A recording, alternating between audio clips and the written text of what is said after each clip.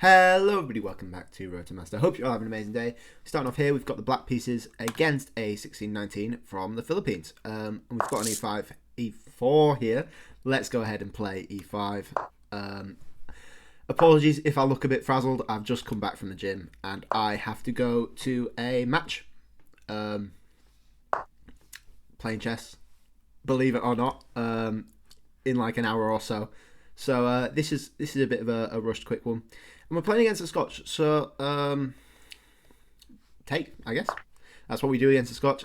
Never really been a big fan of d6. So they go ahead and play the main line rather than the Scotch Gambit. Now I believe we played the classical. I believe we played the Queen h4 line. So why don't we go ahead and play the Schmidt? Yeah, let's go ahead and do that.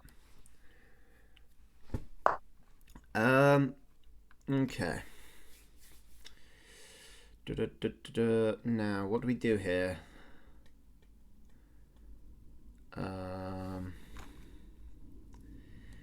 Trying to think of this from the black perspective is quite tricky because usually the move is takes knight. They are not going for that. I believe bishop b4 provides the most counterplay, hitting this pawn, and then they would probably do knight there because they can't protect this pawn because they'll be blocking off their support for this knight from the queen. So it will likely just transpose, hopefully, because that's what we sort of know. But they don't go for it. They go for this this weird little maneuver here. Now straight away, I'm thinking of taking this. Pawn takes is the only move, and I'm thinking of taking this as well. Which I believe could very well just win us 2 pawns from that. If you watch the video that I did on traps, you would know that this is very similar to what's called the Damiano defense. So after pawn takes, we have queen check there, and it's quite nasty for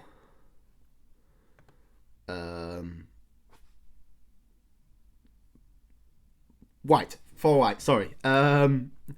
So if they push the pawn, we have takes with check, and we're threatening this rook, and we're threatening the knight as well, so we're instantly getting our material back. The only thing I would say is that they have the king could go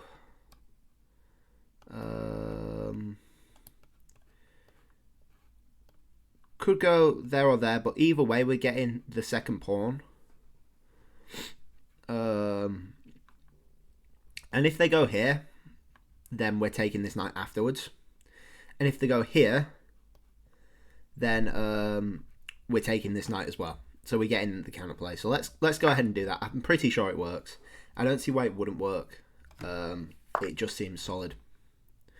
I don't think they have any. Oh, they might actually. Knight takes is a pretty cheeky intermezzo move. Pretty cheeky indeed, actually. Oh, in fact, no, because after knight takes pawn. Oh, they also have queen block, so it doesn't quite work out this time. They're just a bit too developed this time, unfortunately. I believe there, queen there. I'm trying to think of this from the white side in the Damiano.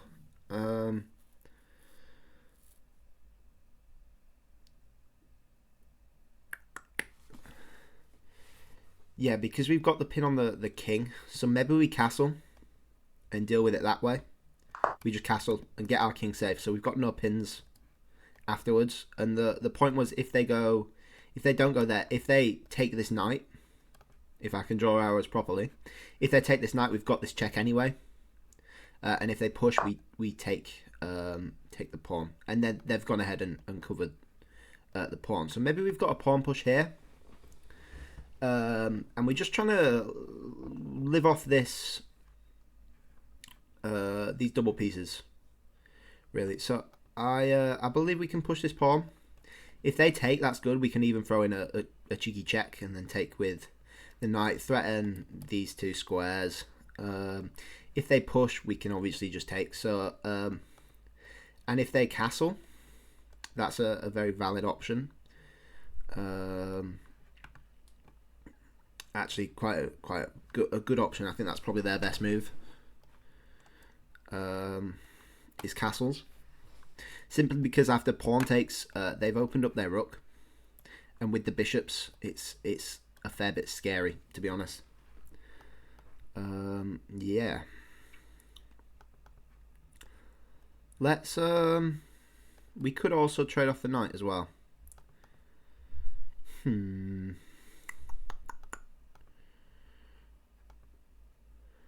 Oh, we've got like a knight e5. Hit the bishop.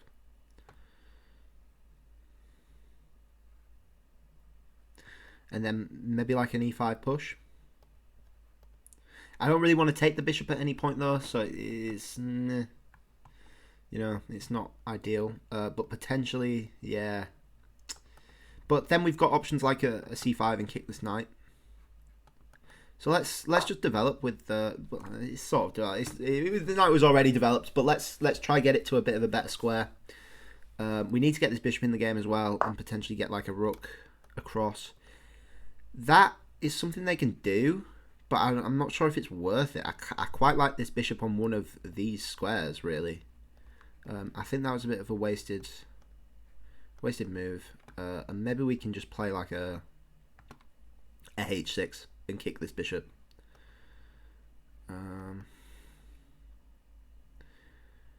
Yeah, I'm a bit hesitant to play c5 just because that seriously weakens our d pawn with the open file.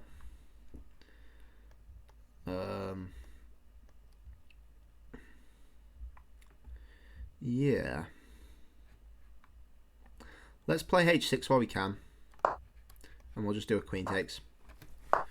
But they go back, and now is the time to question whether that's worth it, or we could do like a knight g6, which is very solid. Kicks the bishop again, which I think is probably worth it. And then we have the same idea of d5, because the knight is covering the push still again. So we've just done a big swing round with the knight, basically, sort of cover our weak king a bit, which is I'm not sure if it's good or not. This is way out of my theory, way out of everything I know. And we can still push this, I believe, potentially. Or we could do like a rook e1 and hit this pawn. Or we could do like a knight h5 and chase the bishop. However, again, are we really wanting to take because of the open file it would create? I'm not quite sure. Not quite sure. Let's do a rook e8. I think that's solid, and that's our goal here, is just to play so solid. We've got a long-term weakness with the double pawns. Their light squared bishop isn't doing much at all. And if we can get maybe like a little knight outpost on e5, that would just permanently kill this bishop. So potentially d6 is an option. The pawn pushes come fast. They come very fast, very quickly. So we might have to deal with them. We have options of there, but it's not really doing much. The knight's covered. We can't attack it without breaking. In fact, that would work, hitting the bishop with the discovered check. However, we can get kicked around with the rook as well. Yeah, maybe a d6 is safe. More hold over the e5 square. This knight's not doing much anyway. And it's controlling this bishop again. So I think d6, we'll get this bishop out. We'll potentially hop a knight into e5. And yeah, potentially now a knight h5 could work because they've no longer got the rook on this h file. But we'll see about that. We will see about that. Yeah, I'm not sure what their plan is. They want to get these pawns pushing, but we're just doing a really good job of covering those at the minute. Yeah, followed by it there is not the best. Maybe we do a knight h5 now. Cover this one more time. Bishop goes back again. And potentially maybe we have some queen h4 sort of stuff if the bishop ever goes onto this diagonal looking to sack on this. Definitely slightly, potentially maybe interesting. But again, that seems a bit far out for now. Maybe we've got like a queen g5. But the queen trade isn't exactly ideal for us. Yeah, not particularly ideal.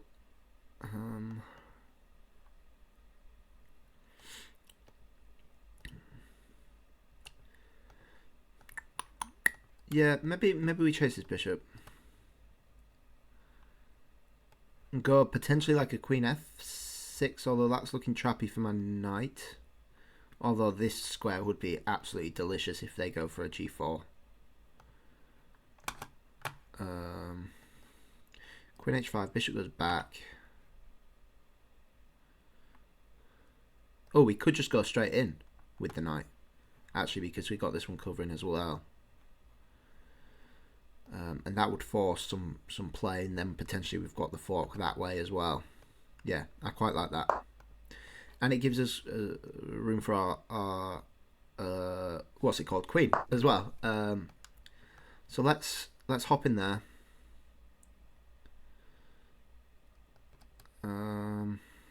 Yeah, hop in there. Hop in there. Yeah, bishop there, and we can't go queen h4 there because of this pawn push with the fork on the two pieces.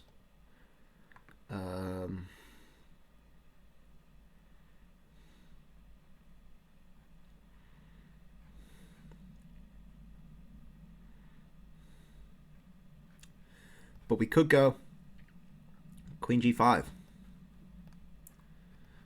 Would work. Oh, they've disconnected. Oops. That's not ideal.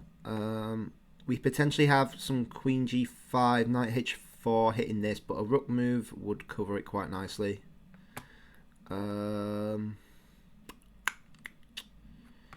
Yeah, I can see that working.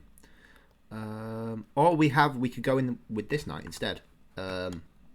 And then after the bishop move, we've got the queen h4, and this knight is actually covering this pawn push.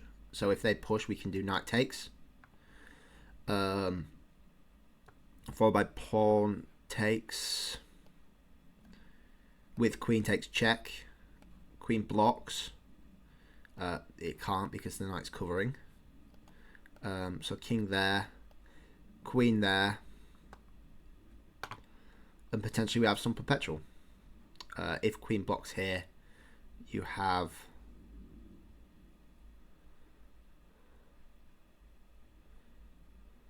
that's all right actually. Or maybe even like a bishop come in as well. Could work. We could try that. Worst case, the knight comes back. I don't think either of them are getting trapped, but let's try it. It seems fun. I think it's the only way we're really generating any sort of counterplay.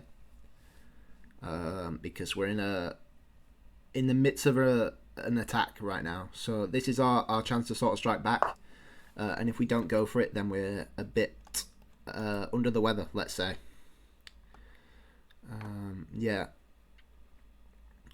King goes there.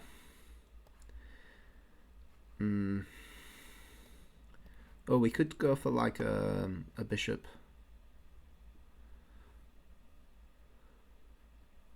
Bishop, rook there.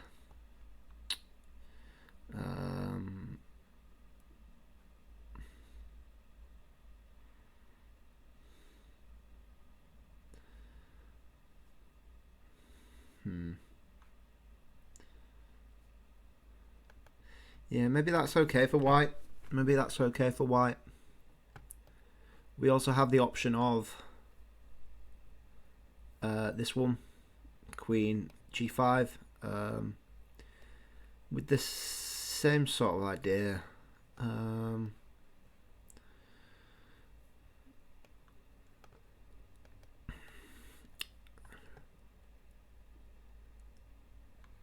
At least Queen G5 is actually threatening the mate. However, we're walking into the pin if it doesn't work out.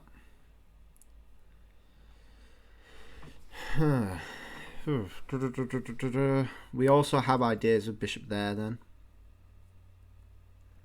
which could potentially be quite nice.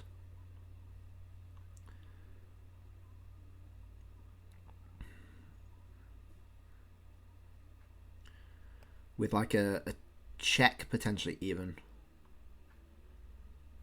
If like a queen or rook comes in here, and then king moves, and then check again. Let's go for Queen G5. It looks dubious but fun, which I think sums up my playstyle really. Dubious but fun, and I think more people could benefit from playing like that. You know, too many people take it too seriously. I just like having fun with it, you know. And I hope you guys enjoy having fun because you seem to watch the videos. And if you're not watching the videos, if you're watching the videos and you're not having fun, then what are you doing? But yeah, we can only see at this point really, see what they do. We've put our cards on the table. We've broadcasted what our plans are, so we can only see. Yeah, they don't really have many other moves because there are a lot of threats. King there would be annoying if rook goes up. Maybe like a queen there is interesting. Takes, bishop takes, comes in.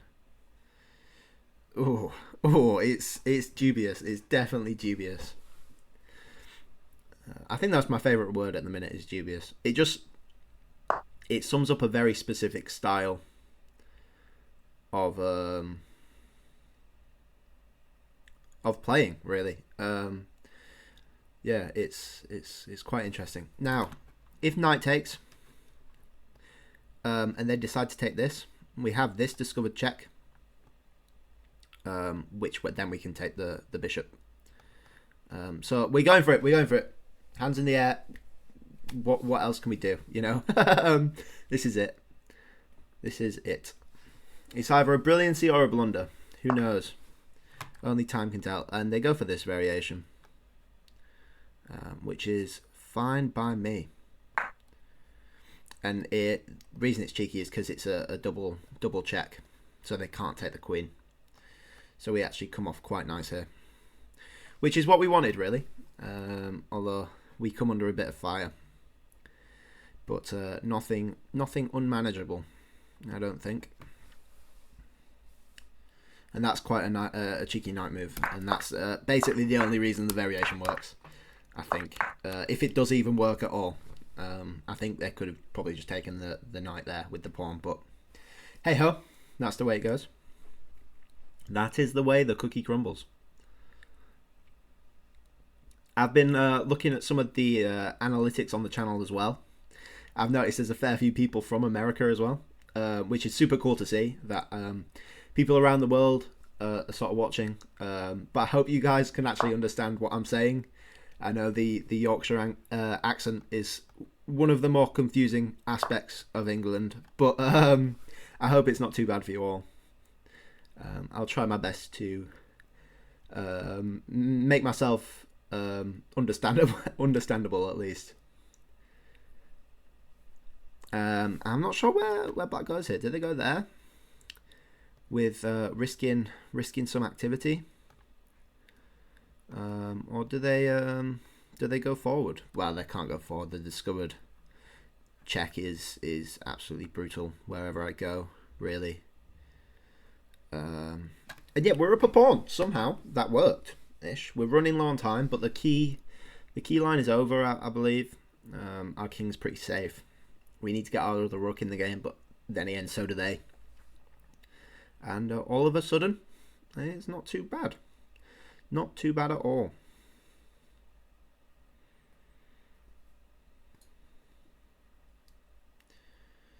Yeah, they just need to move. There we go. So we've got a king there, and we have a few options. We could develop the bishop with an attack on the rook. Where the rook is going, I have no idea. In fact, the rook's trapped. Is the rook trapped? Bishop there. Rook can't go there. Queen takes. And if rook goes there,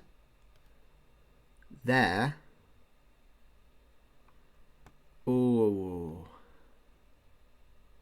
Followed by the rook can come back because it's covered by the bishop. But then we can take the bishop with check and then take the rook. So if bishop blocks them,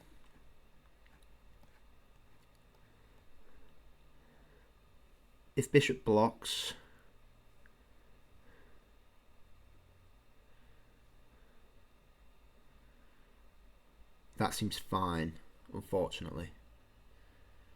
That seems fine. So it might have to be a rook back there, which is cool for us, at least. We potentially even have like a c5 maneuver, which could be devastating, actually. Knight goes back there. Knight takes. Pawn takes. Let's oh, knight has that as well, hitting the rooks, but that's not too scary. Yeah, let's bring the bishop out, and because this looks super interesting, at least because there is mating threats on the king with the bishop and queen hitting this. So yeah, at least we're going to trade off, basically. That's the plan.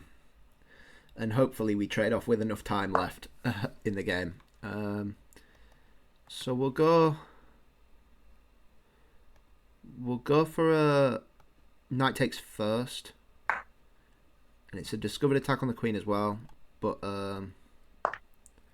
yeah, so they go that way, which is interesting. And after there, we're winning that rook, so that's just good for us. And as long as we don't fall victim to an attack, we should be swell, I believe. And I think this is just good. I think we're winning. Is it too early to say we're winning? I'm not quite sure, but it seems nice anyway. It seems rather nice for us. And this just happened because we were brave enough to do something stupid, basically. And sometimes that's all you need in chess. You need a bit of stupidity, which can go a long way. Yeah. And we're now looking at... Oh, sorry.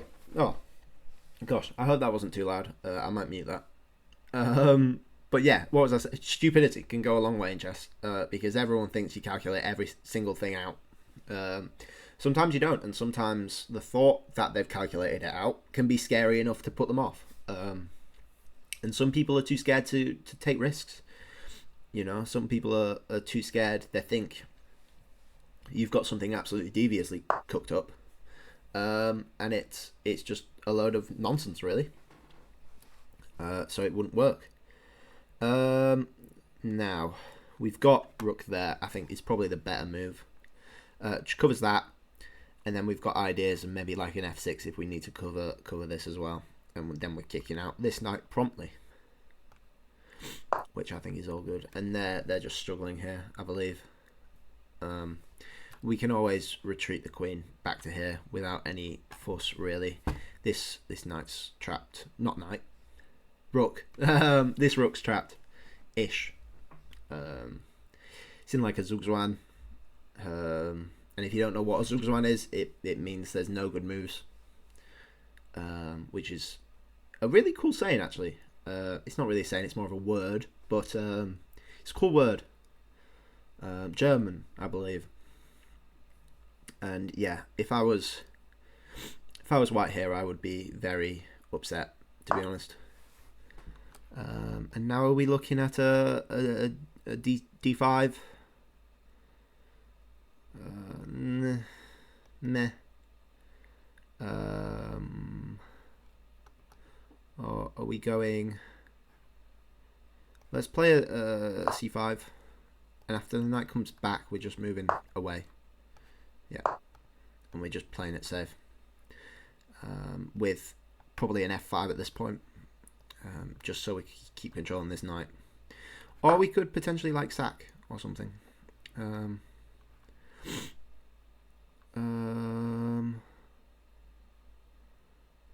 We could push that, actually. And after knight takes.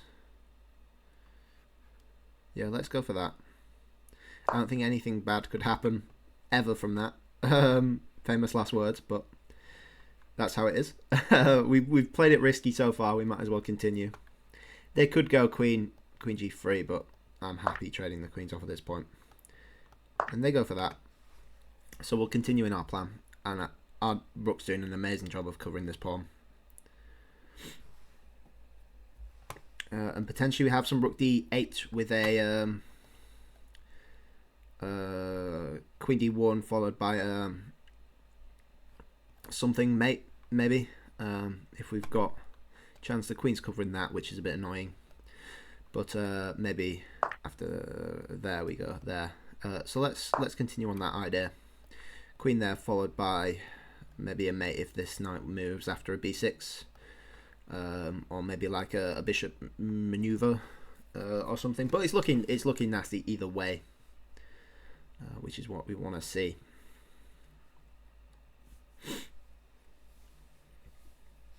And yeah, I don't think white really has any moves they can do to stop this.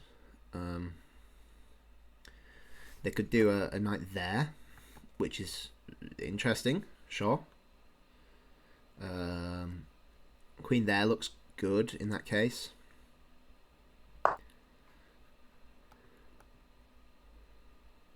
And I'm happy swapping off the exchange. We're also hitting this with check, which is nasty. And yeah, this is... Well, what more can I say? It don't even require much time, to be honest. We just have to not blunder mate, basically. And we're good. We're up a rook. For nothing. And I'm happy to trade off the exchange here.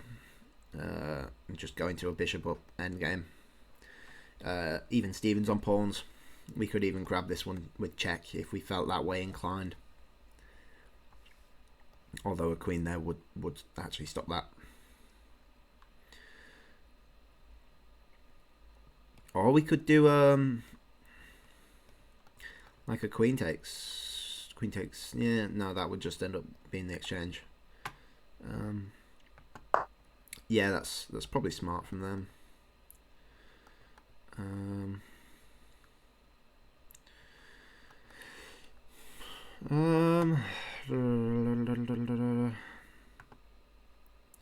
Yeah, let's just do it. I think it's simple enough. Oh, we could just double up the rooks. Works as well. This rook's just completely out of the game, which is crazy. Entombed by its own pawns, and you can't hold on to it because now it's pinned to the queen, which is really nice. And yeah, I'm looking forward to seeing the theory on this because I know the Scotch quite well. But this move order is a bit weird, especially with the f3 move. I don't know why as white you would ever want to play f3. It just seems super weakening, and it gave us sort of tactics straight away. But then again, they did have a bit of an attack on us, so I would definitely be interested to see that. I don't think there'll be many Masters games, so you might have to look into just a high-rated chess.com game. But so what? It's just as good if you're about my rating looking at 2,000 games as Masters games. You know that you're going to learn just as much. But yeah, I think this is potentially resignable, unfortunately.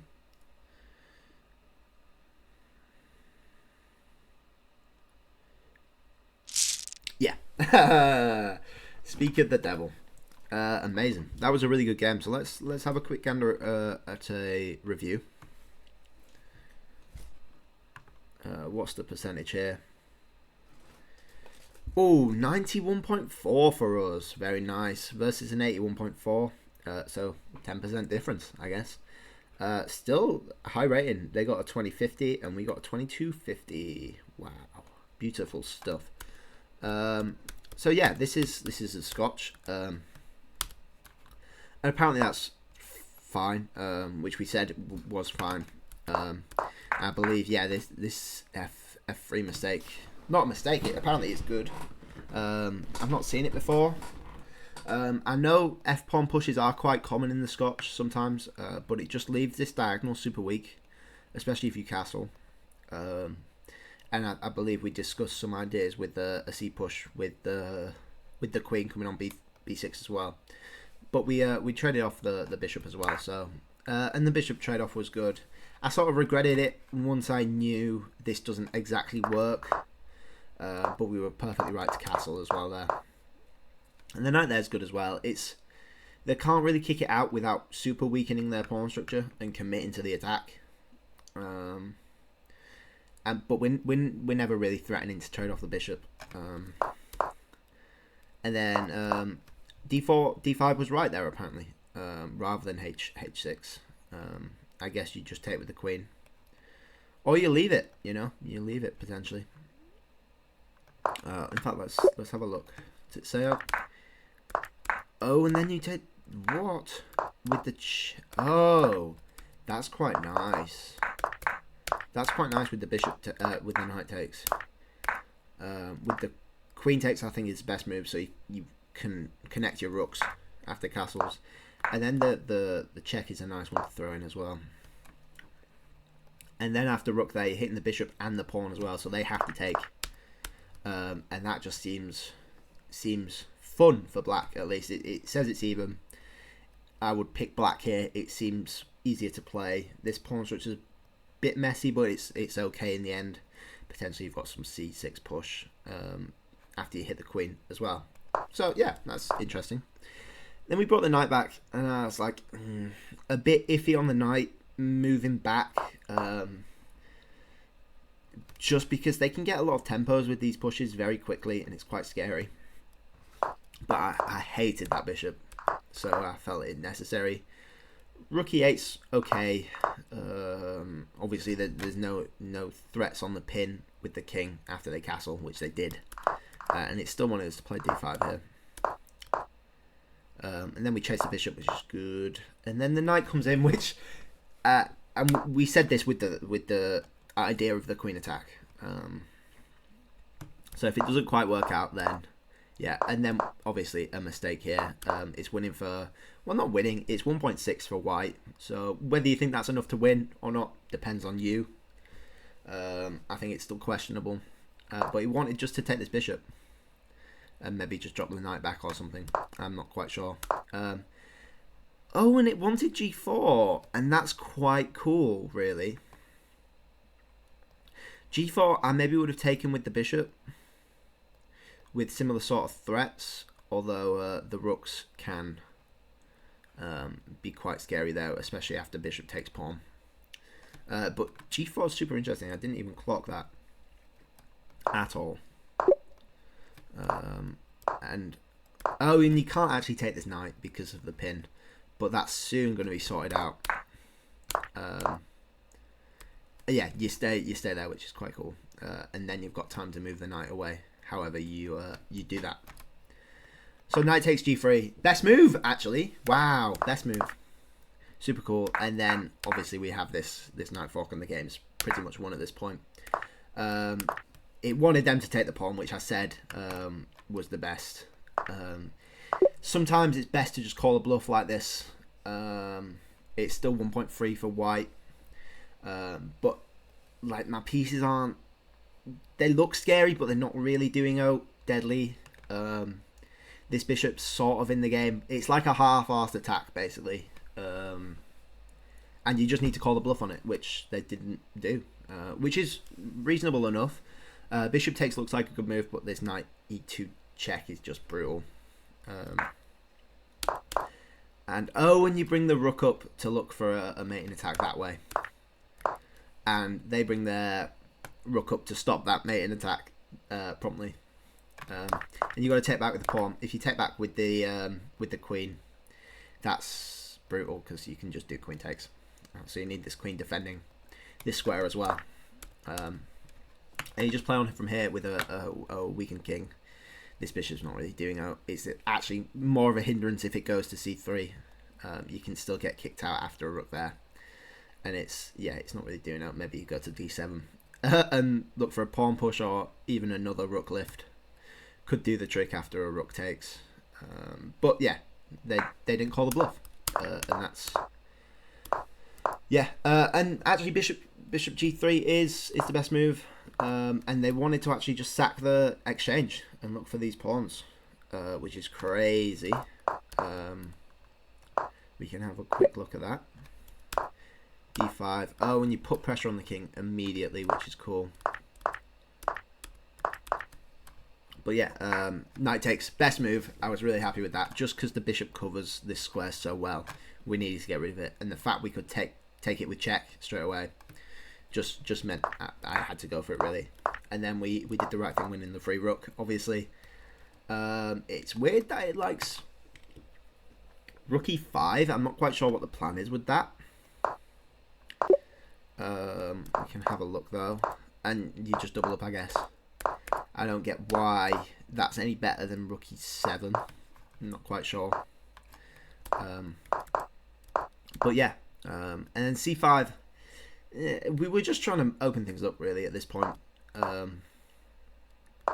I guess it gives them a tempo to kick out our queen. But it did end up sort of in this area anyway, which is just devastating. Knight b3, queen there, yeah. And then we did the perfect thing, pushing the d pawn as well, which is really nice to see.